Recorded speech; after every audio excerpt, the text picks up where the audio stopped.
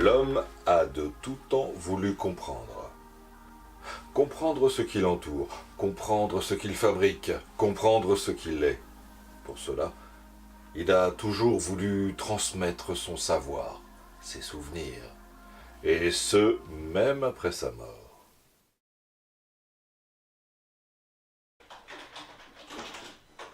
Alan? Alan? Quelqu'un à la tête qui souhaite te voir. Ouais, tu as place, je ne la ferai pas attendre. Elle est plutôt charmante. Tu peux voir, j'ai autre chose à faire que d'écouter tes conneries. Donc si tu pouvais. C'est toi qui vois.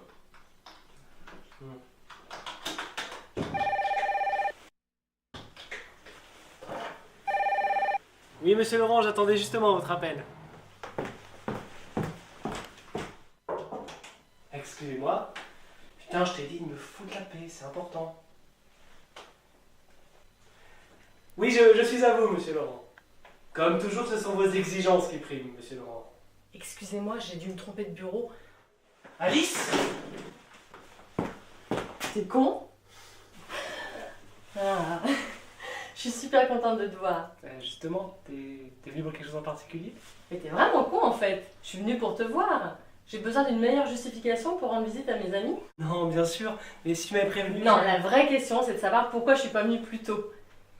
Mais j'ai cru comprendre que t'avais une tonne de choses à faire, donc je vais pas te déranger plus longtemps. Non, c'est pas grave, mais comment tu m'as Je trouvé? t'expliquerai tout ça ce soir, ok? Attends, ce Je soir? t'appelle après le boulot pour qu'on s'organise. J'ai 36 000 trucs à te raconter. Alan! Monsieur Laurent vient de m'appeler, il est furieux. Il m'a dit que vous devez raccrochonner. Vous avez intérêt à avoir une bonne excuse pour avoir mis à l'eau notre meilleur client. Mais Je c'est... vous laisse une chance de vous rattraper en finissant ce dossier pour lundi. J'espère avoir été clair cette fois-ci.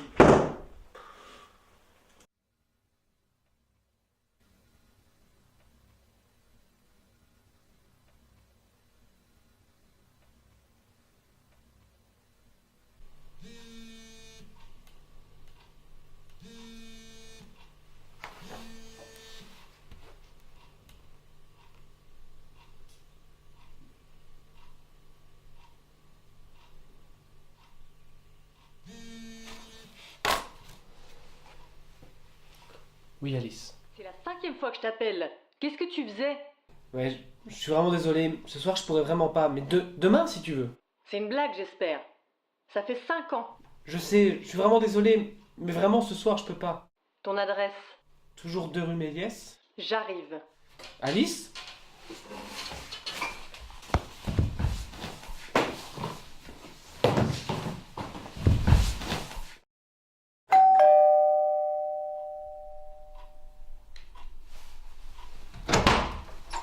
Cinq ans.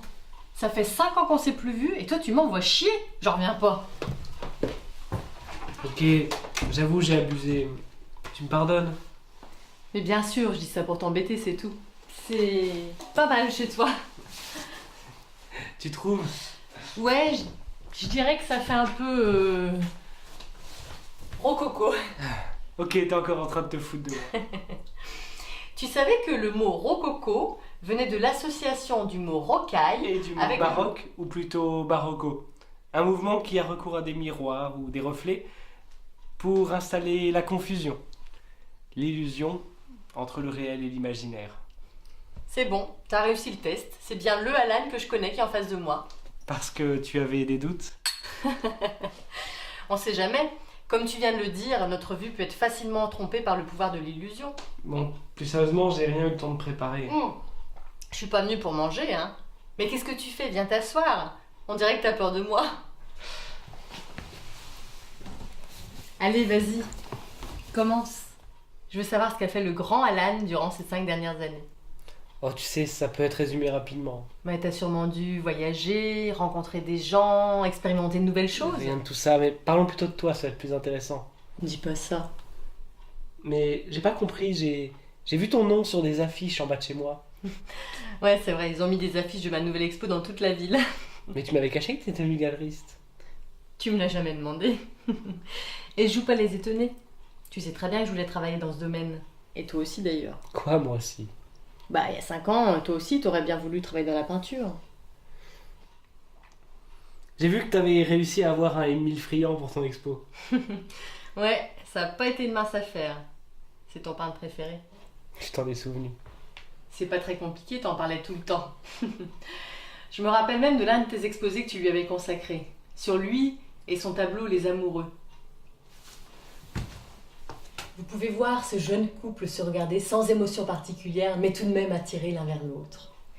Ils doivent profiter de ce moment intense tant que leur idylle reste intacte. Le décor avec la passerelle en fer n'a rien de romantique, mais malgré ça, on tombe forcément amoureux de ce couple. Je suis impressionné. J'ai même du mal à y croire. Alan, la peinture, c'est ta vie. T'as jamais pensé à quitter ton boulot pour aller t'épanouir dans ton art? J'ai pas besoin d'y penser, mon patron me le rappelle tous les jours. C'est bien ce que j'ai cru voir ce matin. Et je tenais vraiment à m'excuser d'avoir débarqué à l'improviste à ton boulot. T'en fais pas, c'est pas la première fois que mon patron me menace. Alan, ce boulot n'est pas fait pour toi, ça crève les yeux. Je vais pas te pousser à démissionner, mais cet emploi est en train de te pourrir la vie. Parce que j'ai d'autres options qui s'offrent à moi, peut-être. Écoute-moi, j'ai un ami qui travaille dans une entreprise qui te plaira à coup sûr. Je peux lui soumettre ta candidature. T'auras plus de chances d'être embauché. De quel genre d'entreprise s'agit-il? C'est pile dans tes cordes. Arrête tes devinettes, s'il te plaît. Tu te souviens de l'entreprise dont notre prof d'art moderne n'arrêtait pas de vanter les mérites? Ouais. Une boîte de restauration d'œuvres d'art, c'est ça? Exactement. Je t'ai déjà causé beaucoup d'ennuis avec ton travail. Et c'est la seule chose que je peux faire, pas seulement pour me faire pardonner, mais aussi pour t'aider à prendre ta vie en main.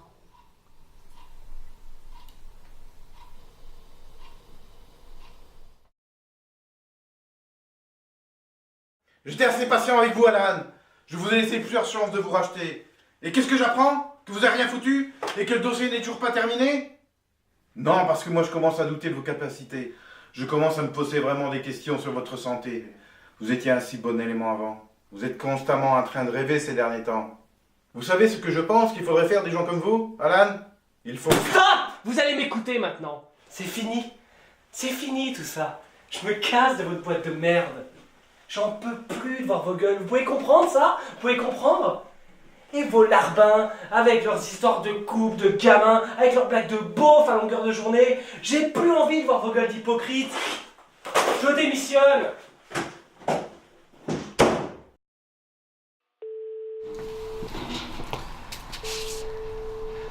Bonjour, vous êtes bien sur le répondeur d'Alice. C'est à vous. Ouais Alice, c'est Alan. Je voulais savoir si tu voulais aller au resto ce soir. Je crois qu'on a quelque chose à fêter ensemble. Voilà, j'attends ta confirmation. Salut.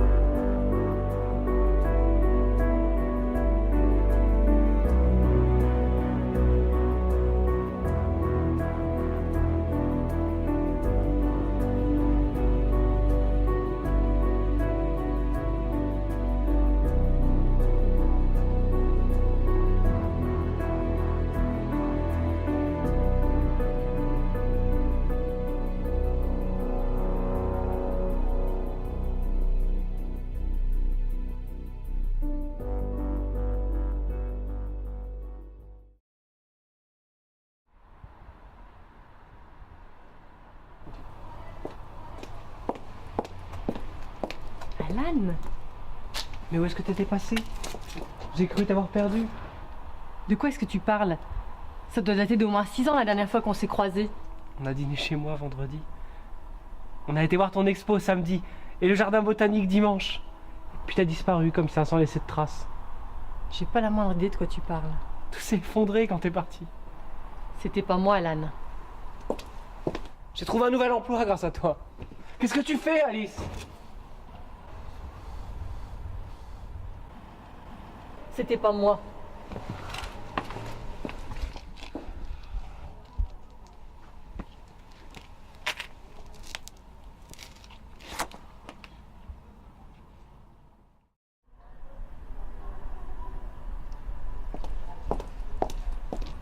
Je te cherchais. J'ai plus beaucoup de temps. J'ai quelque chose d'important à t'expliquer. Oui, je crois que j'ai besoin d'explications, Alice. Je peux plus te voir. Mais t'as donc aucune pitié, aucun sentiment, aucune émotion. T'es un... Alan, je suis une intelligence artificielle. Je fais partie de la 7e génération d'androïdes couplés avec de l'ADN humain. J'ai subi un test et tu m'as aidé à le passer. Un test? Mon concepteur voulait voir si les intelligences artificielles qu'il avait créées étaient capables d'accomplir leur mission sans que les êtres humains ne se rendent compte qu'ils avaient affaire à des robots. Tu as été choisi pour me tester. Mon concepteur est alors parti prendre contact avec des membres de ta famille et tes proches pour comprendre ta situation, afin de trouver la solution qu'il devrait mettre en place pour t'aider. Pour m'aider? Mon concepteur a rencontré ton amie Alice. Il a tout de suite compris que c'était à travers son apparence que la mission aurait le plus de chances de succès. Ma mission était de te redonner goût à la vie. Tu devais, grâce à moi, quitter ton ancien travail pour en trouver un autre qui te plairait beaucoup plus et qui redonnerait un sens à ta vie. Mais c'est toi qui redonne un sens à ma vie. Ça n'a rien à voir avec le travail. C'est toi qui m'as apporté la force, le courage de changer. À quoi bon? J'avais une mission, je l'ai exécutée. Mais je t'aime! Je sais. Alors viens, suis-moi. Oublie ton concepteur. Personne ne saura que t'es un robot, t'es libre! Je suis victime d'une obsolescence programmée. J'ai été créée dans le seul but d'accomplir ma mission. Ma durée de vie n'est donc que d'1 semaine. On trouvera une solution. Tu peux me croire, on trouvera. J'ai disparu après avoir achevé ce pourquoi j'avais été créée parce que je savais qu'il m'était impossible de vivre avec toi. Je n'ai qu'1 semaine. Et chaque minute de plus passée avec toi rendrait mon départ définitif encore plus douloureux pour toi. Il ne me reste plus que quelques heures avant ma désactivation. Je vais pas te faire souffrir plus longtemps, mais s'il y a bien quelque chose que j'ai appris de vous, les êtres humains, c'est que vos souvenirs sont les choses que vous chérissez le plus. Vous avez essayé de les sauvegarder après votre mort, par la peinture, l'écriture, la photographie, la vidéo. Vous essayez de les rendre intemporels. Mais vous n'aviez pas encore réussi à faire vivre vos souvenirs. Quelle était donc la prochaine étape? Le souvenir fabriqué, incarné. Le souvenir qui prend vie, avec le robot. Adieu, Alan.